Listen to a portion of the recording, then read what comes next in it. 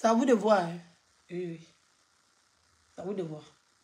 C'est vous là, vous avez le même comportement que mes enfants. C'est votre dernière chance. C'est à vous de voir. Faites vite hein, quitter ici.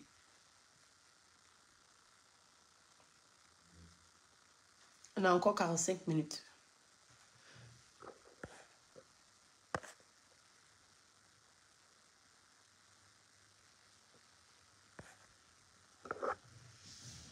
C'est vous qui ne savez pas que c'est mon travail.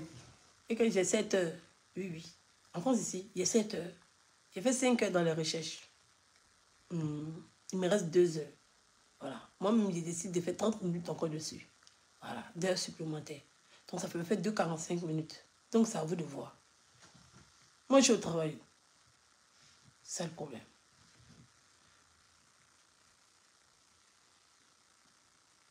C'est à vous de voir. Donc, partagez en quitter ici. Faites vite, on fait chaque partie. Voilà. Donc, j'étais en train de vous expliquer le matin. Voilà. J'étais en train de vous dire que bon, il va essayer de commencer. Pendant que je suis en train de parler, partager. Comme ça, on va vite. Voilà. Parce que si je m'arrête, je ne parle pas, le temps que vous partagez et que le temps que ça réagit, je vais mettre encore le temps pour parler. Donc, pendant que je suis en train de parler, parce que moi, je vais faire chaque pour quitter ici. Alors, il faut qu'elle me libère. C'est mon travail qui est là. Il doit passer l'information. Voilà. Débrouillez-vous. Débrouillez-vous. Moi, il me débrouille. Il me débrouille. Oui, oui. Il me débrouille pour vous donner l'information. Comment je fais pour avoir? Comment je fais pour trouver? Comment je fais là? Je me débrouille pour avoir, pour vous donner. Donc, débrouillez-vous pour voir comment vous allez vous arranger. Pour me... Wow. Ça n'a qu'à être réciproque. Oui, oui. Chacun se débrouille pour faire. Il fait de son mieux. Voilà. Donc, c'est un peu ça. Donc, je disais. Donc, cette fille-là, quand vous partagez, là, trouvez d'autres personnes. Au lieu de partager, prends ton téléphone, tu appelles ton frère. Lui, il ne connaît pas Edwige. Tu l'appelles, tu dis allô. Il y a Edwige qui est en direct. Elle veut 1000 personnes. Il y a un loup Congosa. Tout ça, c'est parti du Congosa. Il est là-bas, il est assis, il a ses partages. Toi, tu es bloqué. Tu appelles ton frère pour partager dans un groupe. C'est direct de la fille là pour partager. Il va partager, il y a mes 1000 personnes. Faites jouer votre entourage. Mettez votre courage à contribution. Mais c'est comme ça on fait. Comment il appelle? Allô, oui. C'est comment? Ah, moi, je n'ai pas l'information. Hein. Il faut appeler telle personne. C'est telle personne qui a l'information. Je prends mon téléphone encore. Je ne connais pas la personne. Allô, bonjour. On dit quoi, vous allez bien? Ah, je vous appelle de la part de telle personne. Et je suis en train de mener mon enquête. Il se trouve qu'il y a telle personne. Ah, madame, moi, je ne peux pas parler et tout. Ici, là, c'est un peu compliqué et tout. Il raconte, je regarde encore dans mon carnet. Il regarde, il appelle, qui appelle lui. Allô, oh, tu ne peux pas me trouver une information là? C'est ça. C'est ça. Quand on fait des investigations, c'est ça. Oui, oui. Deux fois même, tu as appelé quelqu'un, la personne te dit, te rappelle dans 5 minutes. Tu as ton enfant qui est là. Il est en train de pleurer. 5 minutes, là, la personne a appelé. Tu sais que la personne en train de se cacher pour t'appeler. Tu fais comment? Tu fais comment? Tu soulèves ton bébé, non? Tu le mets au dos, tu mets le biberon, tu trouves sa solution pour que l'enfant se calme, pour que tu puisses discuter correctement. Parce que si l'enfant pleure, la personne là-bas, son cœur est chaud. Parce que lui, l'entend parler, chez toi, il y a bruit. Tu n'entends rien parce que l'enfant pleure. Donc, nous aussi, on fait beaucoup d'efforts. Voilà. Donc, mettez les autres à contribution, c'est comme ça. Quand vous êtes bloqué là, appelez maman, appelez papa, appelez tante, appelez nièce. Il y a le direct d'Edwige que vous devez partager. 20 personnes. Ça paie rien, c'est juste 10 minutes, il vous rend service, il partage mon direct. C'est tout. Voilà. C'est comme ça on fait. Vous comprenez? Dans la vie, il faut toujours atteindre ses objectifs. Donc, c'était un peu ça.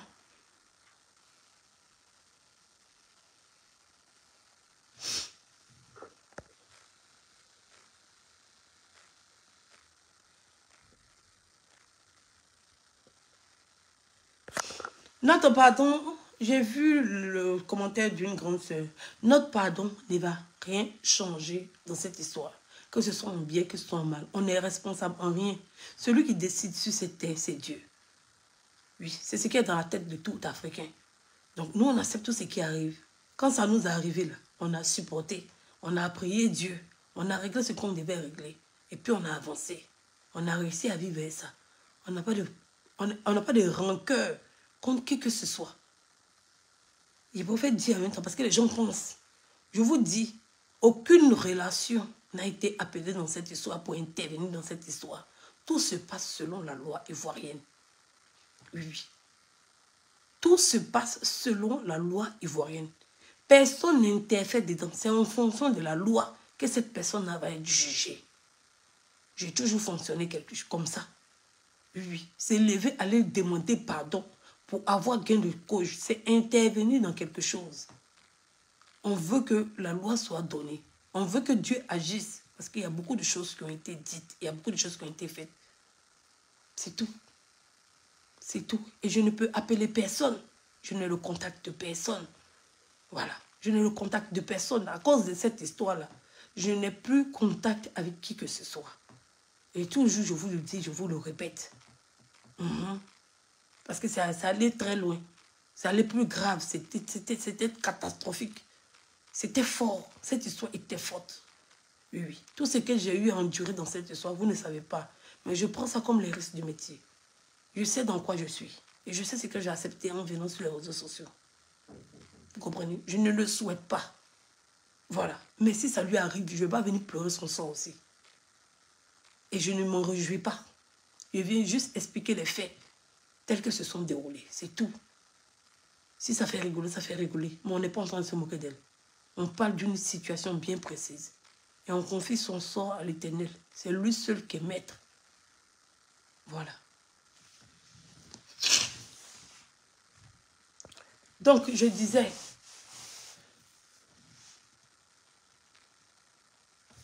partagez la vidéo, vous allez savoir si bon Messi dit la vérité. Vous le croyez encore. Attention, cet individu-là, vous le croyez encore jusqu'à aujourd'hui. Vous êtes fort, hein. Vous faites comment pour croire à cette personne-là même? Quand vous dites ne pas mettre vos organes là, vraiment, il y a des gens qui sont comédiens nés. Moi, comme ça, là, je suis une comédienne dans le mimique. Je sais à peu près mimer les situations et je sais en rigoler. Mais tout le monde sait. Et quand je m'exprime sur le sujet, la grande majorité, je suis toujours sérieuse dans ce que je fais. Je peux prononcer des paroles, bien dire des choses qui peuvent faire rire. Mais j'ai toujours été sérieuse dans ce qu'il fait. Lui, là, il fait quelque chose sur sa page encore, vous considérez. Mais allez vous riez, vous dansez, vous gesticulez, et puis c'est fini. Oui, oui. Il ne prend rien au sérieux. Pour lui, là, il n'y a rien qui est au sérieux. Voilà. Apprenez à connaître les gens. Lui, là, il n'y a rien. Quelqu'un qui dit qu'elle avait dit prendre bague des durs pour aller faire médicaments en Guinée. Et il s'en fait poste, il dit que si tu mens. Aïe, normalement, mais quand il fait que chez lui, là, vous riez seulement. Parce qu'il est là pour amuser. Il fait de l'humour noir. Vous devez connaître que c'est quelqu'un qui fait, c'est quelqu'un qui fait de l'humour, qui fait, voilà, qui joue avec ce qu'il ne faut pas jouer. Il joue avec ce qui fait mal. C'est comme ça il est. C'est pour ça qu'on vous dit de ne pas mettre vos organes sur Facebook. Parce que chaque personne a sa personnalité sur Facebook.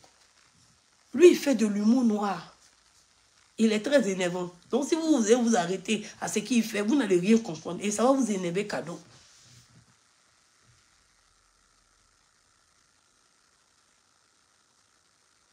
Oui, oui. Et lui là, vous ne devez pas prendre les choses. Vous devez toujours prendre ça. Il n'y a pas du 2e degré. Il n'y a pas du 3e degré. Il n'y a pas du 4e degré. Vous devez prendre ça au 10e degré. Il y a un peu de vérité dans ce qu'il dit. Mais il y a beaucoup de dérision dedans. Oui. Il faut être très intelligent pour percevoir ce qu'il veut vous faire comprendre. Oui. Parce qu'il fait de l'humour noir. Il y a des gens, ils rigolent avec la souffrance et la douleur des gens. Il y a des gens, ils te piquent avec le mal et puis ils te disent qu'ils sont en train de rigoler. Voilà. Donc, ce n'est pas la même chose. Il y a plein de personnes. Ce qui a été fait là, c'est indépendamment des moments. Elle n'est même pas dans ce genre de situation. Elle n'est même pas dans cette histoire. Elle n'a rien à voir avec ça. Rien. Mais il est venu faire poste. Voilà. Peut-être qu'il a envie d'attirer la sympathie des gens pour dire que cette dame a le cœur. C'est tout. C'est ce qu'il veut faire. Il dit non, comme c'est une femme, elle a des enfants et tout. La maman a dit non, quand la libérer, on n'a qu'à la laisser. C'est rien du tout. Bref, peut-être c'est pour attirer l'attention des internautes vers cette femme, pour dire que cette femme au grand cœur, si les informations que peut-être il aurait eues s'avéraient être vraies, pourquoi il était le premier à se précipiter pour donner l'information? Si ça s'avère être vrai, il balance l'information pour dire que c'est la mémé qui a eu à jouer de son cœur. Voilà, donc il est en train de faire quelque chose de si ça... Parce qu'il y a une rumeur qui est en train de planer. C'est vrai, c'est pas vrai. Donc lui, il veut l'information tout de suite. il veut proposer du contenu aux internautes tout de suite.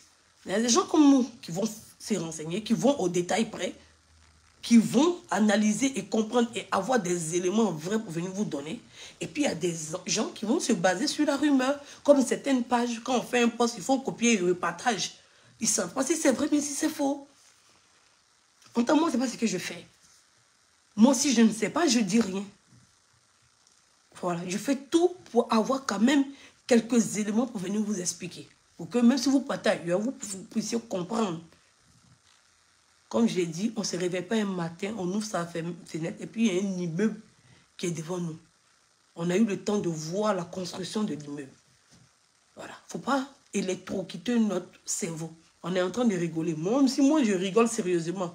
Moi, je suis en train de faire béret sérieux. Voilà. Il y a d'autres qui font béret méchant et d'autres qui font béret rigolo. Donc, chacun a sa personnalité sur Facebook.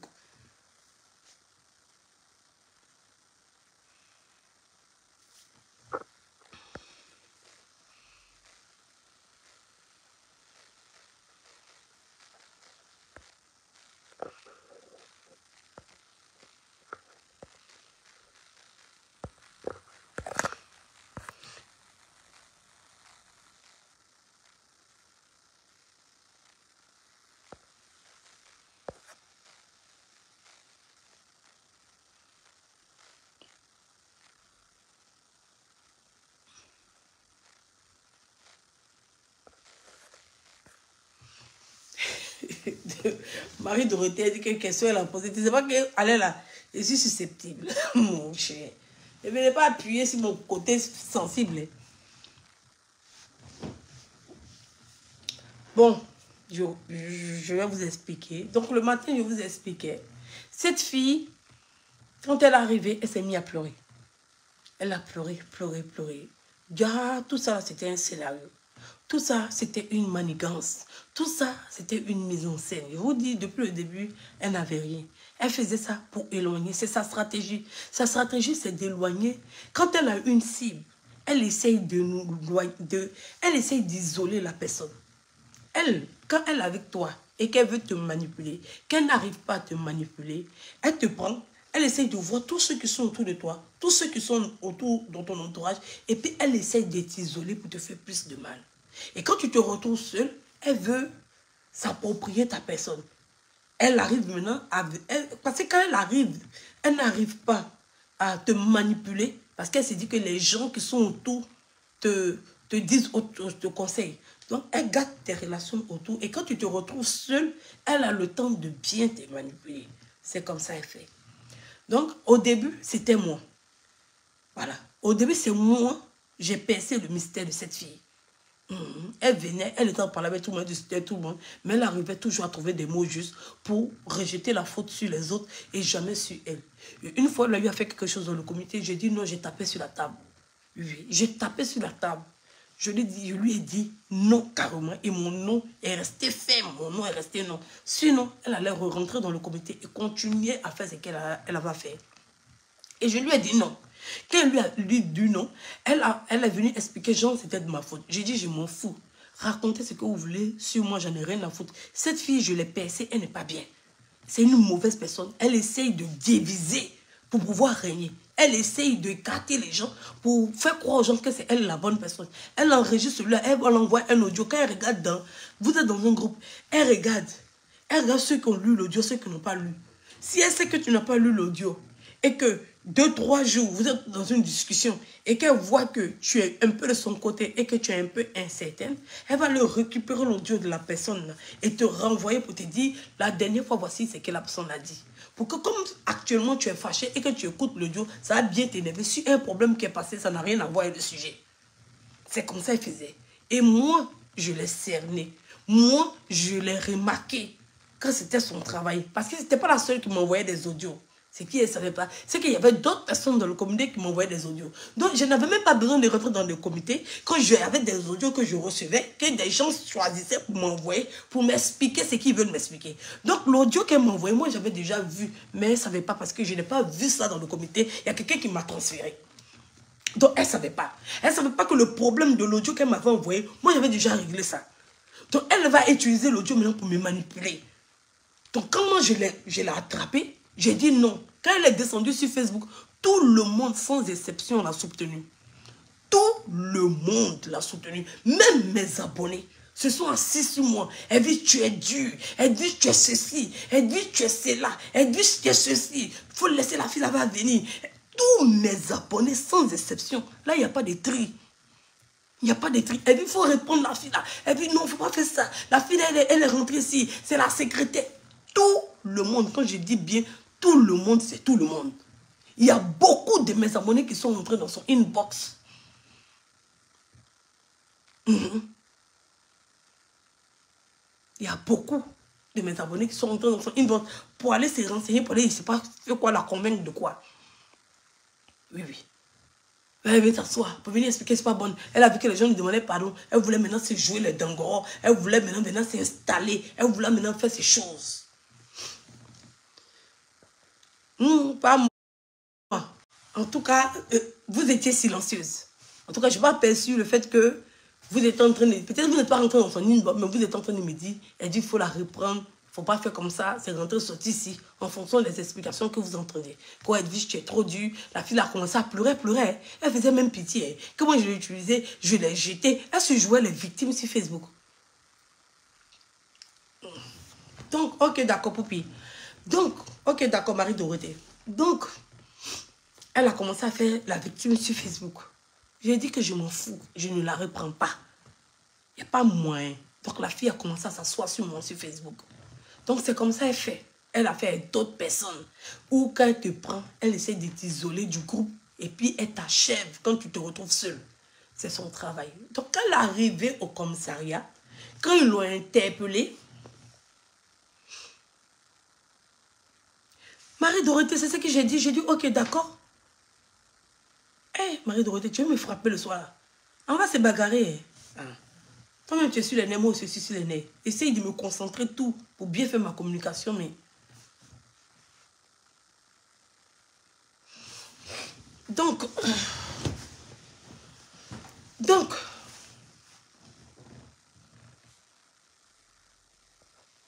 Thierry, on va rire, on va me dire. Tu as oublié. Tu as oublié quoi? Il n'y a rien dans mon nez. Tu vois que tu es dans mon nez, il n'y a rien. Voilà, peut-être c'est l'ombre, c'est quoi? Il n'y a rien dans mon nez. C'est comme ça mon nez est. Il n'y a rien dedans. Voilà. C'est comme ça. C'est la lumière là. J'aime trop ça. Il n'y a rien dans mon nez. Voici mon nez, il n'y a rien dedans.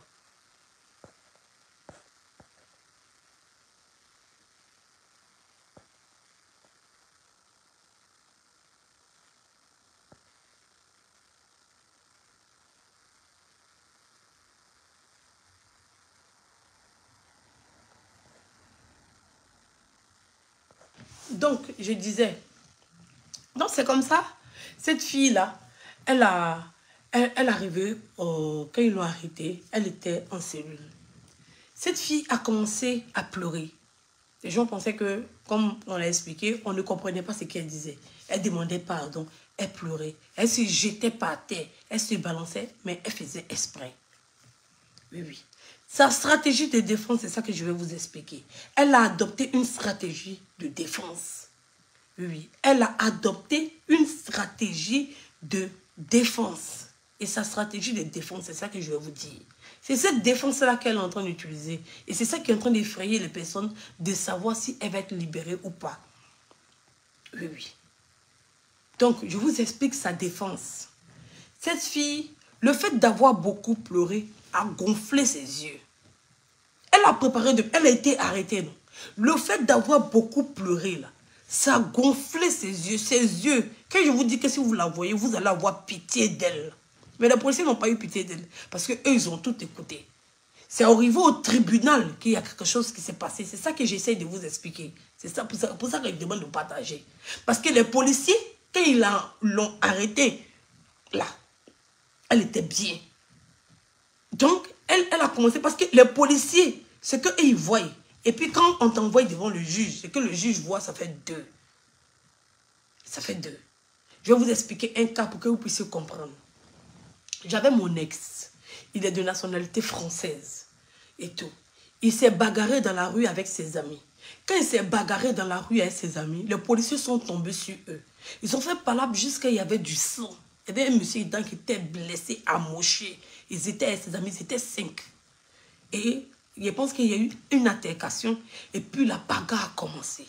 Quand la bagarre a commencé, quand les policiers sont venus, les policiers les ont ramassés et le monsieur qui a été blessé, il a porté plainte. Donc on les a ramassés eux tous, on les a jetés au Niouf. Quand on les a enfermés, ils ont pris l'identité de tout un chacun. Quand ils ont pris l'identité de tout un chacun, quand ça arrivait à son tour, il dit que lui n'a pas de papier. Je vous explique bien, écoutez-moi bien. Il dit qu'il n'a pas de papier. Les autres ont donné leur identité, on leur a donné la possibilité d'appeler quelqu'un et tout. La personne, ceux qui avaient leurs pièces d'identité sur eux, ils ont donné et tout. Eux, on a tapé leur récit, on a déposé la plainte contre eux. Ceux qui devaient être transférés ont été transférés et ceux qui devaient être libérés pour le jugement ont été libérés pour le jugement. Lui, il a été gardé parce qu'il était sans papier. On l'a attrapé sur des faits de bagarre. Il dit qu'il est sans papier. En temps, il est de nationalité française. Mais sur le coup, il a dit qu'il est sans papier. Quand il a dit qu'il est sans papier, on l'a transféré directement à Vincennes, au centre de rétention pour expulsion des sans-papiers. Écoutez-moi bien. Ses amis qui ont été arrêtés là, eux tous, ils ont été jugés, condamnés. Ils ont eu 3 mois, 4 ans, d'autres 6 mois. Parce que ça dépend de ce que chacun a fait là-bas. En tout cas, ça dépend de comment chacun s'est défendu. Lui, son nom n'est pas inscrit dedans. Ça veut dire que son casier judiciaire est sorti vide. On ne sait pas qui il est. Il a donné un nom comme ça. Il dit qu'il vient de la Côte d'Ivoire. Donc, ils l'ont envoyé à Vincennes pour le défier, pour le rapatrier dans son pays, la Côte d'Ivoire. C'est ce qu'il a dit là-bas. Donc, on l'a envoyé à Vincennes. On dit que s'il y a place d'avion, on va le mettre dans l'avion et puis on va le bazarder dans son pays d'où il vient. Si c'est pour venir en France, pour venir faire la bagarre. En temps, il est de nationalité française. Mais il ne l'a pas dit. Il a dit qu'il est sans papier. Donc, arrivé à Vincennes là-bas, il était au centre de rétention des sans-papiers qui doivent être expulsés. En temps, il avait déjà fait 2 jours comme ça. Donc, quand ils l'ont déposé là-bas, ils l'ont déposé pour dire que... Ils n'ont pas expliqué tout le récit pour dire qu'il a bagarré et tout.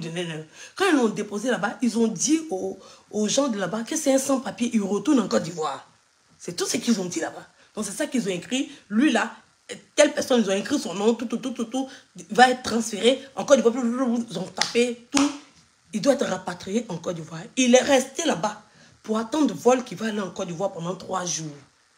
Donc, déjà, il avait fait 2 jours au commissariat.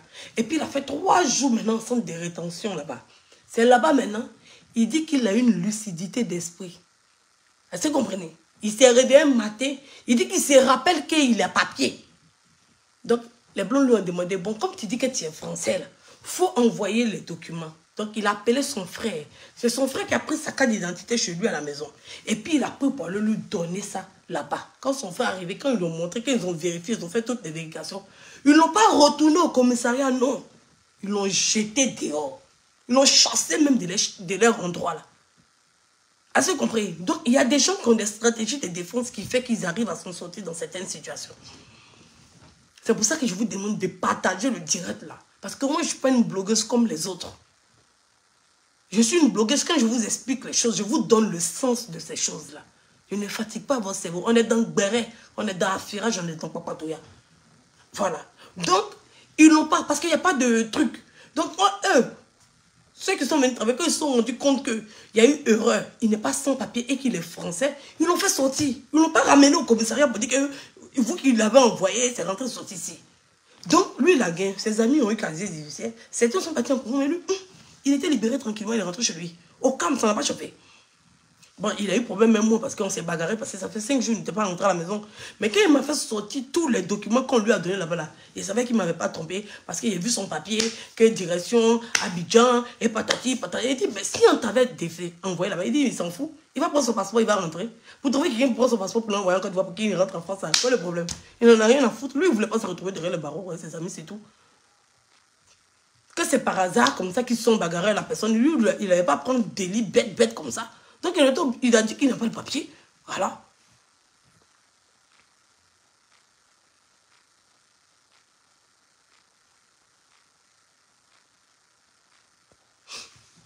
Donc, c'est comme ça. Et ça s'est passé. Donc, elle a utilisé une stratégie. Quand elle est arrivée, elle a commencé à pleurer. Elle a passé son temps à pleurer. Elle a commencé son temps à pleurer. Elle a pleuré, pleuré, pleuré, pleuré. Quand elle a pleuré, ses yeux se sont enflés. Ses yeux se sont enflés. Donc, ses yeux sont sortis. Si vous la voyez, vous voyez son visage. Vous allez penser qu'elle a, je ne sais pas, furon d'œil. Ses yeux sont devenus gros, gros comme ça. Une fois que vous la voyez, vous allez avoir pitié d'elle. Et vous savez que quand on arrive au commissariat comme ça, là, tout ce qui est comme sur vos cheveux, tout, on défait tout. Parce qu'il faut une sécurité. On enlève tout ce qui est comme élément. C'est là, c'est une brigande. Elle a déjà fait la prison, je pense. Parce que pour avoir une intelligence comme ça, pour avoir une réflexion comme ça, il faut connaître un peu le système. Oui, il faut connaître un peu le système. C'est comme ça, elle est arrivée, elle a commencé à pleurer quand ses yeux sont devenus lourds. Oui, comme une femme qui a eu goumé. Limite, elle va se suicider. Donc, ils ont enlevé tous ces trucs. Donc, elle ne peut ceinture, ils ont enlevé. Donc, ventre là, blagada. Si elle avait mis gaine pour dire que, pour avoir forme, ils ont enlevé gaine là. Habillée à la portée là, c'est devenu zrabada. Parce que ça fait 3 jours, elle est en détention. Donc, c'est devenu vraiment. Pantalon même à la portée là, à vlogodo, ça n'a plus de sens. La go a passé à se taper, se donner des coups de poing, se blesser. Quand les policiers sont dormis et tout là, elle se blesse volontairement. Cette fille, c'est une malade, c'est une timbrée. Oui, oui.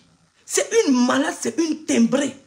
Cette fille a passé à se faire du mal elle-même. Sa stratégie de défense, c'est ça que je suis vous expliquer. C'est ça que je voulais vous expliquer matin. Et puis, j'ai été détournée de mon sujet. Oui, oui. Elle a commencé à prendre, vous savez, on en fait même en 4 murs. Elle a commencé à se blesser elle-même volontairement. Donc, quand les policiers sont venus, ils se sont rendus compte qu'elle saignait. Elle dit qu'elle est blessée, qu'elle a fait un accident avant qu'ils ne l'arrêtent. Et ils n'avaient pas vu tous ces traces parce qu'elle était habillée. Ils ont juste fait ses cheveux, enlevé sa ceinture et tout. La débarbouiller, enlever les lacets et tout. Donc elle était, je ne sais pas où. Donc eux, quand ils viennent, ils voient que la fille, elle pleure. On ne peut pas trop... Voilà, elle pleure, mais elle est blessée, elle saigne. Donc, ils lui font une... comment on appelle ça? Attention à la tenue. Eh, ouais, merci ma chérie. Et toi-même, ton profil, ça peut bien s'habiller. En tout cas, tu as raison. Donc, cette fille a commencé à se mutiler elle-même. Elle a commencé à se blesser elle-même. Donc, ils l'ont soignée. Ils l'ont fait des bandages et tout. C'est rentré sauter ici. Donc, elle a fait en sorte de se blesser jusqu'à ce qu'elle arrive au parquet. Quand elle est arrivée au parquet, elle était blessée. Il y avait un bandage au cou, bandage au bain. Si tu la vois, tu vas penser que c'est Grumier qui est passé sur elle. Avec ses yeux qui étaient enflés, son visage fatigué, lourd, sans, voilà, à bout de souffle. Voilà. Donc, c'est comme ça qu'elle est arrivée au parquet. Donc, quand le juge l'a vue, là, elle n'était pas en condition. Ça veut dire, elle n'était pas... Partagez la vidéo, ça. Vous dites de parler, vous avez partagé. Je parle depuis, on n'atteint pas. Depuis, on n'atteint pas. Cette fille, c'est comme si vous arrivez, quelqu'un vient, comme ce que vous expliquez là. Le juge ne peut pas savoir ce qui s'est passé là-bas. Il ne peut pas savoir que les policiers l'ont pris dans un état correct. Puisque lui, il reçoit la délinquante. Les policiers aussi n'ont pas le temps de regarder tout ça là. Parce qu'elle a eu ce temps. Quand ils l'ont arrêtée, elle était bien. Elle était bien, elle n'avait rien. Elle disait simplement qu'elle ne se sentait pas bien et tout. Elle n'avait rien et tout. Donc, avant devant le juge, elle dit, avant son arrestation, elle a eu un accident.